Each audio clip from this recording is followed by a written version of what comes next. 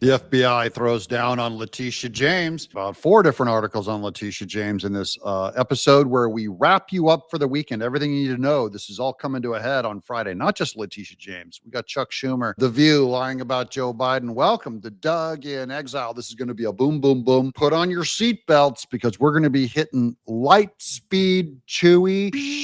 Welcome to Doug in Exile. This is Letitia James reacts after the judge rebukes the Trump administration. This is her tiny, tiny win. It's a fake win, though, over at Newsweek. I'll explain to you why it's fake. New York Attorney General Letitia James praised a federal court ruling Friday that temporarily blocks the Trump administration from cutting more than $11 billion in public health funding. Quote, "We won a court order blocking the Trump administration from slashing over $12 billion in funding for pandemic preparedness." We already know where's the pandemic preparedness at, Letitia. How'd you guys do on that? How did Cuomo take you through that? Did you not have enough funding? Overdose prevention. Whose fault is that? Again, homeless problem, and you're handing out clean needles, and community health programs, and your health of your community, as Eric Adams has said, because you let so many illegals in there, all of your resources are strained, and your homeless are some of the least healthy in the world. James wrote on X, formerly Twitter, shortly after the decision, "We're going to continue our lawsuit to protect the health and well-being of millions of Americans." We already know that it was all BS because, first of all, her lips were moving. Now, here's why it matters. James and other Democrat attorneys general sued the administration in April over the funds. They're going, "We want our money. You cannot cut it, Lebowski." The warning, they would decimate public health infrastructure across the country. It is the latest case in which a judge blocks a part, that is a Democrat judge, blocks a part of President Trump's agenda taking effect. Now, this is about the judicial overreach. This is what to know. The ruling came from a U.S. District Judge, Mary McElroy of Rhode Island, who granted a preliminary injunction in the lawsuit by 23 Democratic-led states in the district of in D.C. So just politics, just judicial overreach. This will be overturned. Now, here's from the right. This is from the Department of Health and Human Services, the HHS, now taken over by RFK Jr. Quote, "The COVID-19 pandemic is over and HHS will no longer waste billions of taxpayer dollars responding to a non-existent pandemic that Americans moved on from years ago. HHS is prioritizing funding projects that will deliver on President Trump's mandate to address our chronic disease epidemic and make America healthy again.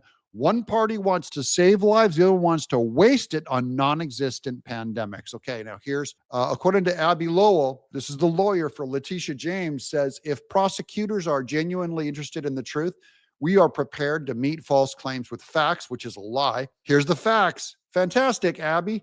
Here's your client's lies with her own signatures.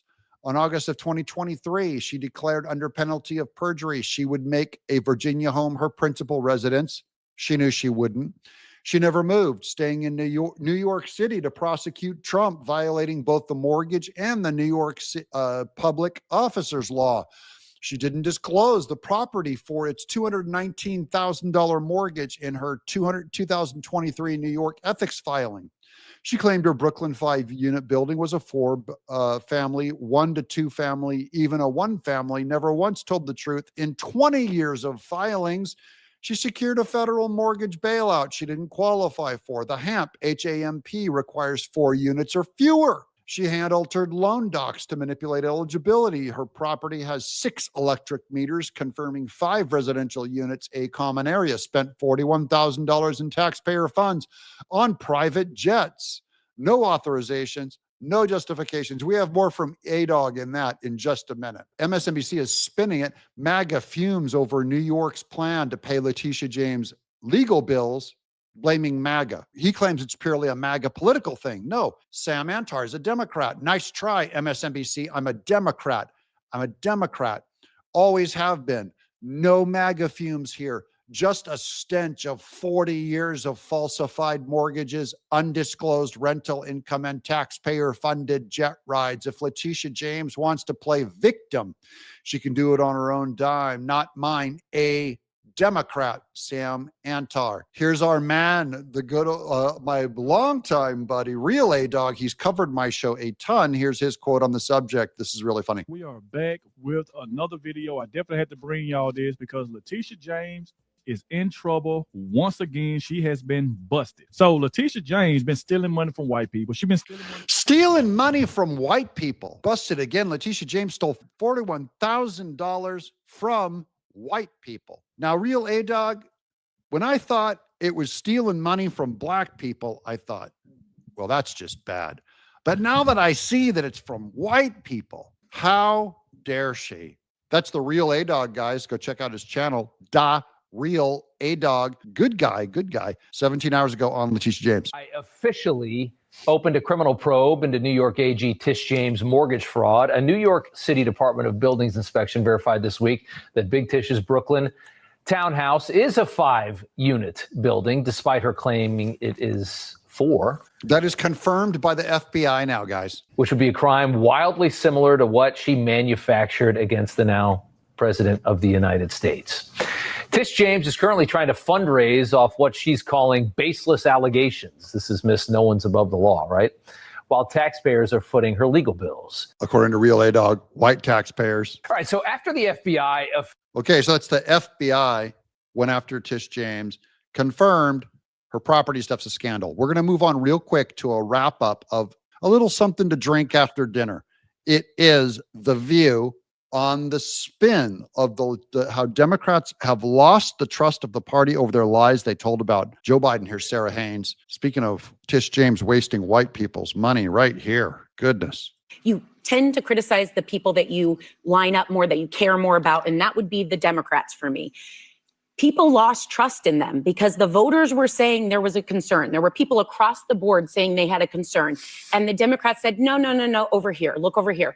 They told the voters what to care about, and they did not listen when the voters said they cared. And what show were they all watching? Sarah Haynes, they were watching The View. She goes, and Democrats said this. She acts like it wasn't them. It was all of the Democrats said it on your show. You guys are part of why they lost trust. And your audience has probably one of the largest Democrat audiences in the world.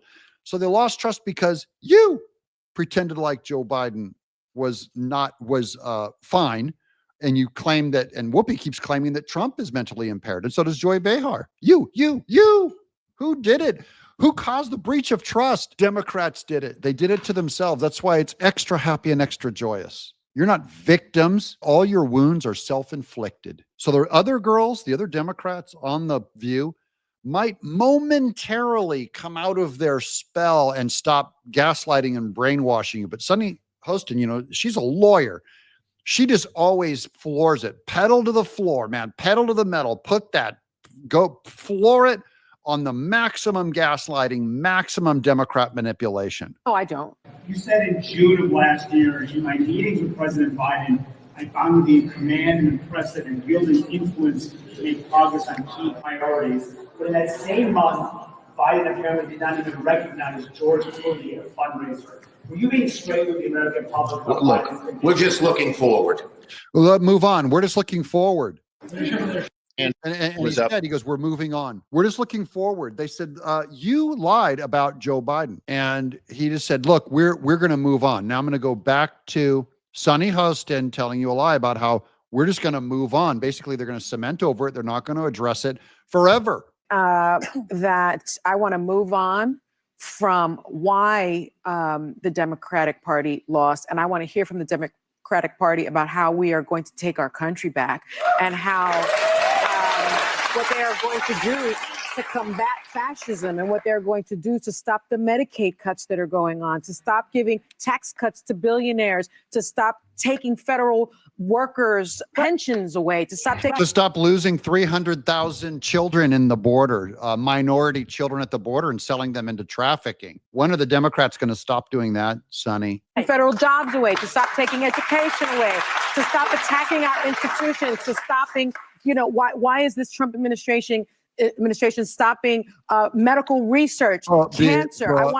They're trying to stop medical research on cancer. Guys, if this is what they're running on, this is good. I want you to keep going down this path. Thank you for helping elect JD Vance 2028, Sonny Hostin. I want to talk about why this administration is giving refugee status to South African white Afrikaners. Oh, the white Africans. White Afrikaners. The white Africans, man, they hate the South African whites. I didn't think I was, my family was originally from Spain and slaveholders. He gave refugee status because they're being slaughtered in their home country. And speaking of lying, washed up husbands, here's Chuck Todd and Ro Khanna on how bad Chuck Schumer is doing. Let's watch. Chuck Schumer has squandered any goodwill he had. I mean, in terms of when I go around the country, people just are very upset. Wow, let me pause that. That was very matter of fact of you just now. I mean, Schumer's got that. I have sensed that myself, but you're the one traveling a lot more than I am right now. So Schumer's trust levels have really collapsed with Democrats. It's shocking to me, right? They'll criticize Musk first, Trump second, and then Schumer more than even JD Vance. I was like, so the Democrat Party is even more unpopular. Schumer is in the these are two Democrats, guys, by the way. Two Democrats agree. It is shocking how the party despises, their own party despises Chuck Schumer. Is this Biden hangover stuff, meaning he's the last quote unquote old guy still in leadership, and they're so angry at this generation that didn't leave, in time, Frank? So that's Chuck Todd trying to throw Joe Biden a life preserver. Is it just because Schumer is just part of the too old, physically old? This is age discrimination, by the way, something the Democrats love to practice while they preach against it. whatever you think about it, he just didn't do a good job explaining himself. People felt he should have stood up. He should have had a fight. Chuck Schumer. So he's going, no, it's actually he didn't fight hard enough against Trump's budget bill and all that he basically failed on political grounds. It's not because Chuck Schumer's old. It's not because he's washed up. It's not because he's part of the old guard, guys. It's because he's a terrible politician, even to the Democrats. They want him to fight. They want to keep fighting, by the way, for their crazy open borders. They want to fight for the open borders. They want to fight to give illegals the vote. They want to give illegals all of your welfare, Social Security, all your benefits, your education, your free college, your college loans, your preferential housing. They want to give it all to illegals. And Chuck Schumer didn't fight enough. They want the state to take away your kids if they identify as the opposite gender. They want the state to take them away and perform the surgery. They want Chuck to fight for that. And if he will not fight for it, they're angry. He's not fighting hard enough. They want to raise your taxes. They want to raise taxes on them. They want to put Elon Musk in jail for misinformation. They want to attack the First Amendment. They want the Democrats to fight harder on their socialism. And Chuck Schumer is not fighting hard enough for their values. That's the good news, guys. We're going to keep winning. They're going to keep losing. I'm Doug in Exile. Give us a subscribe,